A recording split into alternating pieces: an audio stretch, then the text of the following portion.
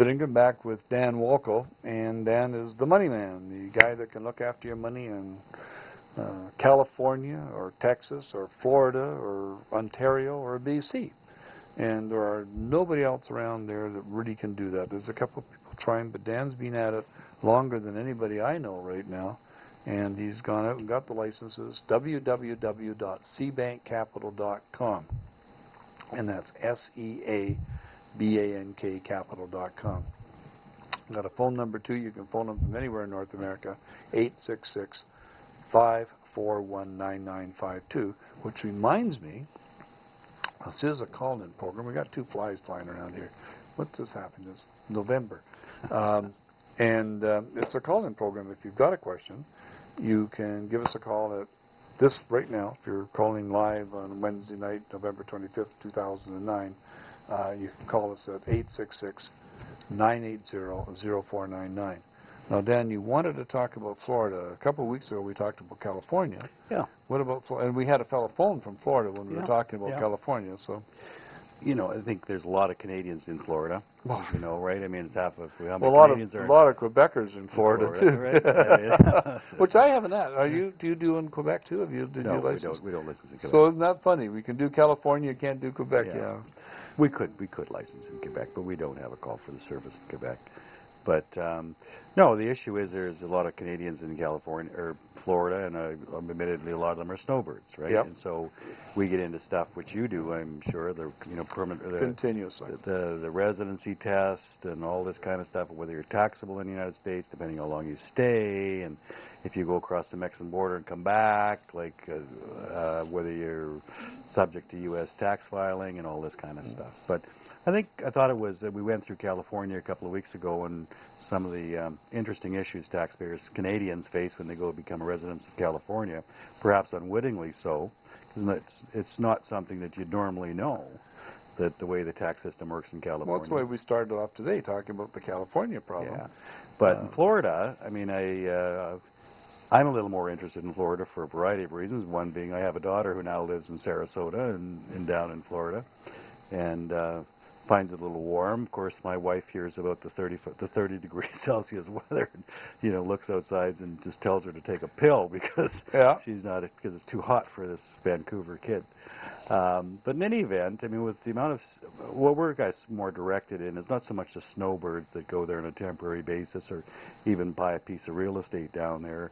I think just maybe a quick review of some of the tax issues. Are there any different tax issues that Floridians face than most any other state in the United States? It's pretty much the same. Pretty much the same. There's no state tax return in Florida, so you don't need to worry about internal... Right. So the benefits, and the way I understand it, is Florida's probably one of the more friendly tax Florida, Texas, the state of Washington, the state of Alaska. And the reason it's friendly is...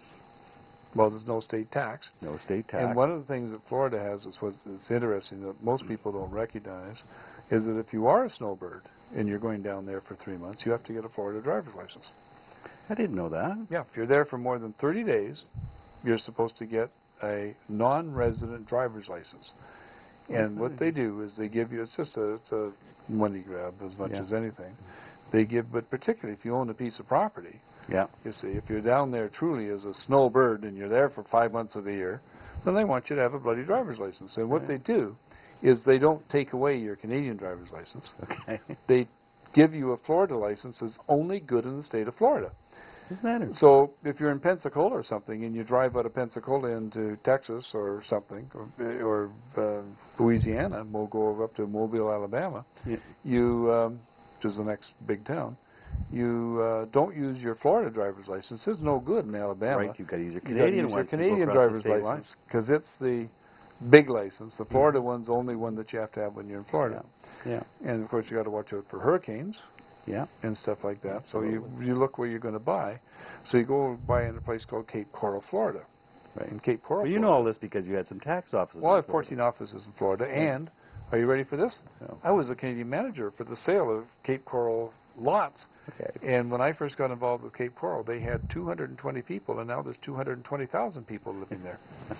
So I was one of the guys that flew people down in jet airplanes to buys Florida swampland. I was going to say, one of the original salesmen of Florida. Well, not the original. I was 67, 68, 66, 67, 68. Well, Florida has a reputation for this land speculation up and down and all over, right? Like BC. Just like BC. Yeah, very similar. Yeah. In fact, it was funny. I went from 108 Mile Ranch. Went from Florida to 108 Mile Ranch, and this was exactly the same thing. Yeah, yeah. You know, up and down like a yo-yo. Henry and Arthur Block built a religious theme park in the middle of the 108 Mile Ranch, and they had one down there, and all the stuff he used to sell. No, I didn't realize how big Florida was. I was down there. We went down. We had a conference in Orlando a couple of years ago, and I had my daughter was doing a ballet. When they audition in Miami. So we drove down from Orlando to Miami. Down the Miami Trail? We went through West Palm Beach and down you that didn't way. go down through Tampa. But I never realized how much land, how big Florida was. Well, it's a big place. It's a big place. And you notice the lack of hills. Yeah. I mean, it was there's not much to see until we drive down. Did you get to the Okefenokee Swamp? Yes. And, the Okefenokee Swamp is just a large, wide river, right? Yeah. It's all flowing water. Did you see Ogopogo? Or not Ogopogo, No. What the heck was it? No, we're racing down to get in for this ballet audition, and of course I'd never been in Miami before, and driving around later in the evening. Went over to Hog Island? Yeah, no, we didn't get a chance. It was just typical of all small ballets. You didn't go to Florida. You just sort of... We just, on the freeway into Miami. You went to something like going to a Jamaican restaurant and saying you went to Jamaica. Well, there you go. But... If you go to Florida, you got to go to the place. I'm looking forward to going back. I mean, I have a personal reason to go back, and obviously, now with clients in Florida, more as we get more clients in Florida, I have all the reason to go down there. I'm actually going to be in Florida the first week of February. I have a conference in Orlando. Okay, now the rules are you have to go a week early and stay for 3 days after the conference. Well, I intend to do a swing through Tampa and down the West Coast and so forth. I have some clients now down there, and Tampa, Fort Myers, Cape Coral. Cape Coral's got more canals than Venice has got the most canals of any city in the world. That's what I hope. So David, I've got a conference for the 3rd, 4th, and 5th, and probably 10 days after that I'll do a circuit through Florida down there. Oh, do so. But that's RSP time too. I've got people to do that. You're going to do the proper thing and go see. Because Florida is just a marvelous state. There's so much stuff you can see. All I've never Spanish. spent the time, but as I said, now that there's a reason to go down there with more clientele we're working with down there, and of course it'd be nice to see my daughter perform in the ballet for a session. So I'm looking forward to it. So perhaps if it's raining like it is tonight in February, I'll be looking back from Sarasota or whatever. And well, you could bring yourself to do a Lincoln Town Car or something, and you could head right down to Key West, Florida, and do the whole marathon, the whole bit. We're going to take I'm going to reintroduce you again. Do you know why we're doing these reintroductions, right? Yeah. Yeah, so we can put them on YouTube and stuff like that. Yeah. I'm David Ingram, which I haven't done. I've been introducing you and haven't said who I am. I'm David Ingram, and this is Around the World, out of my living room, a house I've lived in for 39 years, 11 months and 1 week at the present moment, or 2 weeks at the present moment. And we're talking about U.S., Canada, tax, money, immigration. The phone lines are open if you want us to give us a call. We did have a phone call in the first hour. 1-866-980-0499. Anywhere in North America, you can give us a call.